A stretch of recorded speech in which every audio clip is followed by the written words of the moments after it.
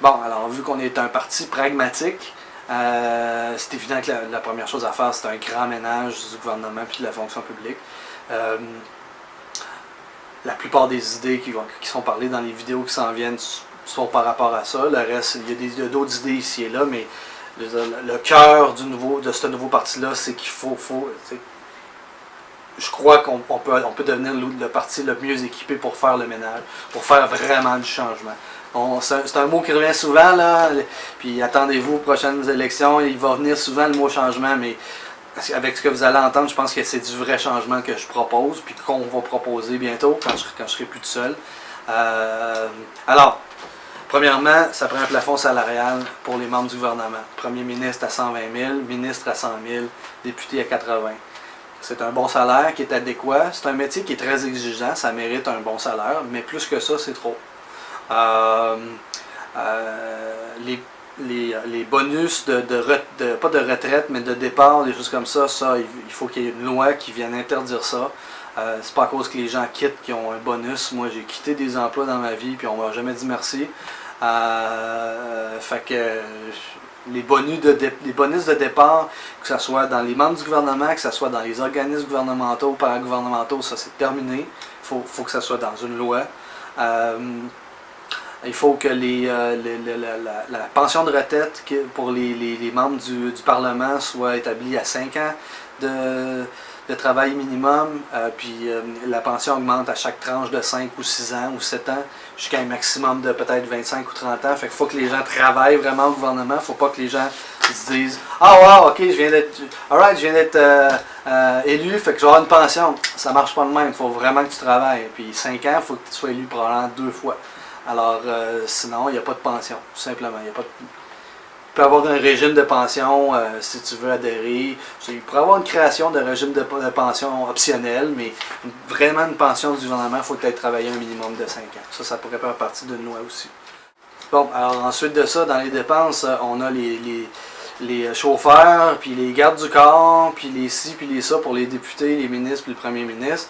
Je pense qu'il y a des gardes du corps. Un garde du corps pour un ministre et un premier ministre, c'est normal, mais un chauffeur garde du corps qui suit un député jusqu'au restaurant, ça je l'ai déjà vu. Moi j'ai travaillé au Capitole de Québec. Et puis à un moment donné, je vois une femme rentrer avec une collègue ou une amie, puis je vois un bonhomme qui suivait en arrière, tu sais, qui va s'asseoir à peu près 15-20 pieds plus loin, tu sais. Là je demande à mon collègue, c'est qui ça? Il me dit, c'est une députée au Parlement. Je savais même pas c'était qui. Je l'avais pas reconnu. Puis je suis prêt à gager n'importe quoi que si on avait fait un tour du restaurant, j'avais demandé au client c'est qui elle. La grande majorité n'aurait pas su c'était qui. C'était une députée, là. Normale, là. Pas. Tu sais, pourquoi elle a. Pourquoi ces gens, dans cette position-là, on a besoin d'un probablement. Que le garde du corps, c'est un ancien de la SQ, peut-être un semi-retraité de la SQ qui est payé à temps double, à temps triple. On lui paye le lunch, nous là, on lui paye le lunch, puis on lui paye son temps, puis personne ne la reconnaît, là. On ne vit pas dans une atmosphère politique qui est instable, là. Ça n'a aucune raison d'être. Fait que les gardes du corps, là, puis les chauffeurs, ça c'est pour les déplacements officiels des ministres puis du premier ministre, puis that's it. Ça s'arrête là. Puis parlant des déplacements, ben il faut pas que ça coûte de l'argent au gouvernement, les déplacements.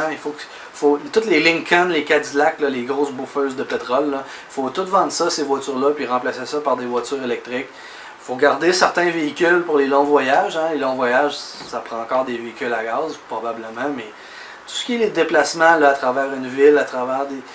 Ça peut tout se faire en voiture électrique. Il faut pas que les déplacements coûtent de l'argent au monde. Il ne faut pas que ça coûte de l'argent. Et puis une autre affaire bien importante, c'est qu'il faut que les membres du gouvernement, les députés, il faut que ça se passe à Québec. Le Parlement est à Québec, il faut que les gens habitent à Québec. Ils peuvent avoir un bureau dans leur comté, ils peuvent avoir un bureau à Montréal, ça leur tente, mais leur bureau principal, leur résidence principale est à Québec.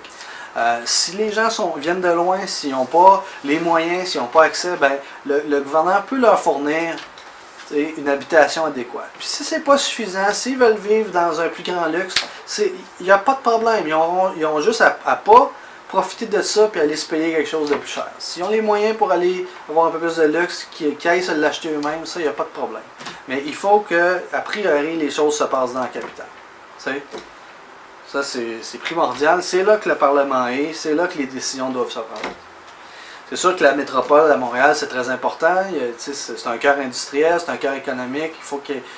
Mais je veux dire, Québec, c'est la capitale. Il faut que les gens y résident. Il faut que les gens y fassent plus affaire.